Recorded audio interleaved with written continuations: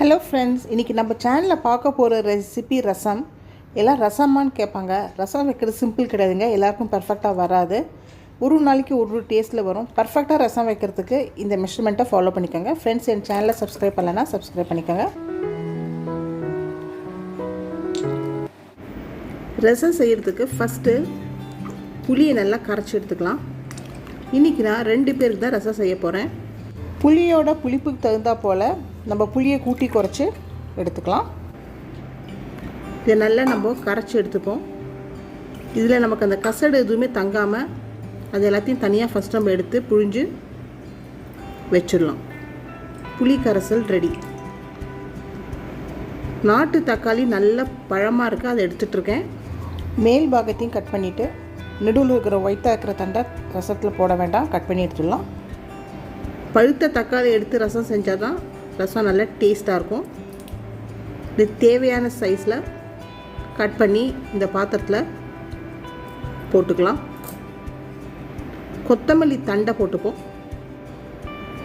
தேவையான சால்ட். ரசம் பொடி ரெடி பண்ணுறதுக்கு 1 ஸ்பூன் மிளகு, 1.5 ஸ்பூன் ஜீரகம், 1 ஸ்பூன் தனியா, காஞ்ச மிளகா 1 தான் போட்டிருக்கேன். இதை குறப்பாக அரைச்சி எடுத்துகிட்டு வரலாம். நைஸாக அரைக்கக்கூடாது, இந்தமாரி அரைச்சி எடுத்துக்கணும். இப்போ இது கூட தேங்காய் துண்டுகளை சேர்த்து பல்ஸ் மோடில் விட்டு எடுத்துகிட்டு வந்துடலாம். நல்லா குறப்பாக இந்த ரசப்பொடி இருந்தால் தான் ரசம் நல்லாயிருக்கும். இப்போது நல்லா கரைச்சிக்கலாம். தக்காளி நல்லா நெசுங்கி கரையணும். கொத்தமல்லி தண்டையும் போட்டிருக்கிறதுனால ரசம் வந்து நமக்கு நல்லா சுவையாக இருக்கும். இந்த தக்காளி தோல்லாம் தனியாக எடுத்து வச்சுருங்க. கையில் கிடச்சிதுன்னா கரைச்சாச்சு. இதுக்கு தேவையான தண்ணியை விட்டு மஞ்சப்பொடி போட்டு நல்லா மிக்ஸ் பண்ணி ஒரே ஒரு நாட்டு தக்காளி சேர்த்தோம். அது நல்லா மசிஞ்சாச்சு. ஸோ தக்காளியை குட்டி குட்டி பீஸாக கட் பண்ணி வச்சுருக்கேன். அதை இந்த பாத்திரத்தில் போட்டு வச்சிடலாம். அடுப்பில் ஒரு பேனை வச்சுட்டு ரிஃபைண்ட் ஆயில் தான் நான் விட்டுருக்கேன். கேஸ் ஸ்டவ்வை ஆன் பண்ணிவிட்டு எண்ணெய் சூடாகட்டும். அப்புறமா தேவையான கடுகு போட்டுக்கலாம். குறப்பாக அந்தமாரி அரைச்சி தனியாக வச்சாச்சு. கடுகு நல்லா வெடிக்க ஆரம்பித்ததுக்கு அப்புறமா இதில் ஒரே ஒரு வரமிளகாவை நான் கிள்ளி போட்டிருக்கேன்.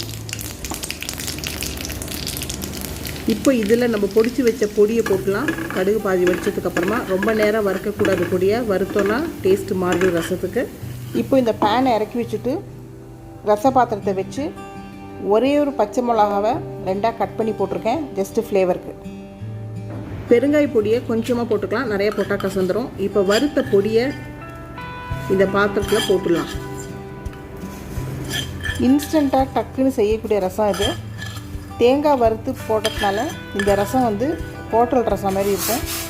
ரொம்பவே சுவையாக இருக்கும். இப்போ நல்லா மிக்ஸ் பண்ணி விட்டுக்கலாம். ரசத்தை கொஞ்சம் இந்த பேனில் விட்டுட்டு மிக்ஸ் பண்ணிவிட்டு பாத்திரத்தில் விட்டுடலாம். தேவையான தண்ணி சேர்த்து நல்லா மிக்ஸ் பண்ணி விட்டுப்போம். ரசத்தோட கன்சிஸ்டன்சி கரெக்டாக தான் இருக்குது. இன்னும் கொஞ்சம் சால்ட்டு தேவைப்படுறது, அதையும் போட்டுக்கலாம். நல்லா மிக்ஸ் பண்ணிவிட்டு ரசத்தை எல்லாருக்குமே தெரியும், ரொம்ப நேரம் கொதிக்க விடக்கூடாது. ஸோ நம்ம அடுப்புக்கிட்டே இருக்கும். ரசம் கொதிக்க ஆரம்பிச்சிச்சு பாருங்கள், நல்லா நுரைச்சின்னு வருது. இந்த ஸ்டேஜில் கொஞ்சமாக நம்ம இதில் தண்ணியை விட்டு கேஸ் ஸ்டவ்வை ஆஃப் பண்ணிடலாம். அவ்வளோதான், நம்ம டேஸ்டியான ரசம் ரெடி ஆகிடுது. கொத்தமல்லி தழை ரொம்ப ஜாஸ்தி போடாமல் கொஞ்சமாக போட்டுக்கிறது நல்லது. ஃப்ரெண்ட்ஸ், இந்த வீடியோ பிடிச்சதுன்னா லைக் கொடுங்க. இது வரைக்கும் இன்னும் சேனலை சப்ஸ்கிரைப் பண்ணாதவங்க சப்ஸ்கிரைப் பண்ணிக்கோங்க. ஃப்ரெண்ட்ஸ், நான் உங்களை நெக்ஸ்ட் இன்ட்ரெஸ்டிங்கான வீடியோவில் பார்க்குறேன். தேங்க்யூ.